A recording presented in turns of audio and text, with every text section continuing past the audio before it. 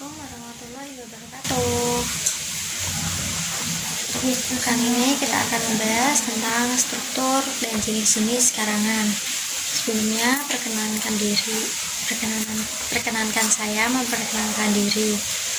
Saya Siti Fabilda dengan NIM 2103096144. Langsung saja, untuk mengenal struktur karangan, kita harus mengetahui apa sih karangan itu.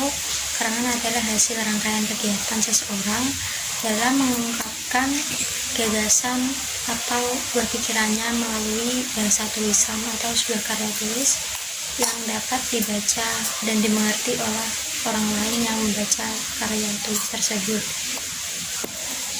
Lalu, adapun ciri-ciri karangan yang baik, yaitu yang pertama adalah jelas. Jelas di sini adalah aspek kejelasannya diperlukan agar karangan lebih mudah dipahami oleh pembaca. Yang kedua adalah kesatuan dan organisasi. Aspek kesatuan yaitu mendukung ide utama dari paragraf karangan tersebut. Dan aspek organisasi itu tersusun dengan urut dan logis. Yang ketiga yaitu ekonomis. Ekonomis adalah tujuannya adalah agar pembaca dapat menangkap isi yang terkandung dalam sebuah karangan. Yang keempat, pemakaian bahasa. Pemakaian bahasa dalam suatu karangan harus mengikuti kaidah bahasa yang ada. Dan untuk langkah menyusun karangan yaitu yang pertama menentukan tema dan judul.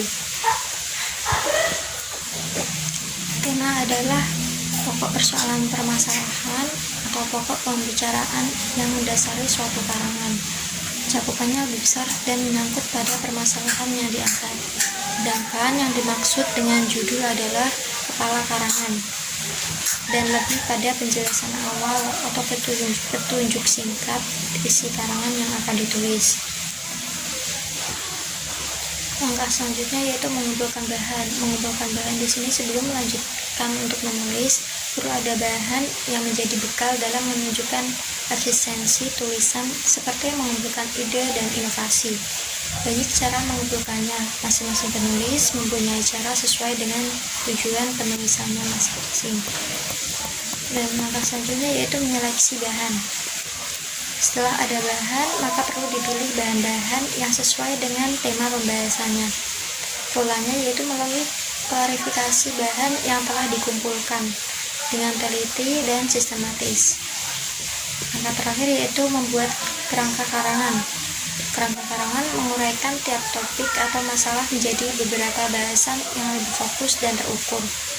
Kerangka karangan belum tentu sama dengan daftar isi atau uraian per bab. Kerangka karangan ini merupakan catatan kecil yang sewaktu-waktu dapat berubah dengan tujuan untuk mencapai tahap yang sempurna. Adapun fungsi kerangka karangan yaitu yang pertama memudahkan pengelolaan susunan karangan agar teratur dan sistematis. Fungsi yang kedua yaitu memudahkan penulis dalam menguraikan setiap permasalahan. Dan fungsi yang ketiga yaitu membantu menyeleksi materi yang penting maupun tidak penting. Adapun tahapan menyusun kerangka karangan yaitu yang pertama menyusun gagasan, selanjutnya mengatur urutan gagasan, selanjutnya memeriksa kembali yang sudah diatur dalam bab dan subbab dari suatu karangan. Setelah itu membuat kerangka yang terperinci dan lengkap. Dan tahapan terakhir yaitu mengembangkan kerangka karangan. Selanjutnya jenis-jenis karangan.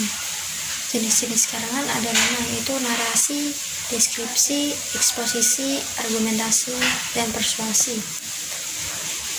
Untuk narasi yaitu apa sih narasi? Narasi itu uraian yang menceritakan sesuatu atau serangkaian kejadian, tindakan, keadaan secara berurutan dari permulaan sampai akhir, sehingga terlihat rangkaian hubungan satu sama lain. Contoh dari narasi ini adalah biografi, kisah, novel, dan cerpen. Jenis yang kedua yaitu deskripsi. Deskripsi itu suatu karangan atau uraian yang berusaha menggambarkan suatu masalah. yang seolah-olah masalah tersebut di depan pembaca secara konkret atau terlihat nyata. Contoh dari deskripsinya itu peristiwa runtuhnya gedung yang dilengkapi gambar lahiriah gedung itu dan sebab-sebab keruntuhannya, ada penggotak dan sebagainya. Jenis yang ketiga yaitu eksposisi. Eksposisi menjelaskan pokok-pokok masalah yang disertai dengan fakta-fakta yang tujuannya itu adalah agar pembaca dapat memahami dan bertambah pengetahuan terhadap masalah yang diungkapkan. Contoh eksposisi yaitu adalah artikel, surat kabar, atau majalah, dan tulisan-tulisan ilmiah. Jenis yang keempat yaitu argumentasi. Argumentasi ini berisikan pendapat atau gagasan mengenai suatu hal dengan pembuktian-pembuktian untuk mengetahui pembaca agar merubah sikap mereka dan menyesuaikan dengan sikap penulis. Contoh argumentasi itu kampanye pemilihan umum. Yang jenis terakhir yaitu persuasi. Persuasi adalah karangan yang isinya bertujuan membujuk, merayu, atau mengajak membaca agar mengikuti apa yang dikehendaki oleh penulis. Contoh persuasi itu adalah penawaran jenis obat, kosmetik, atau jenis-jenis produk lain. Baik, itu yang dapat saya sampaikan. Sebelumnya minta maaf dan sekian, terima kasih. Wassalamualaikum warahmatullahi wabarakatuh.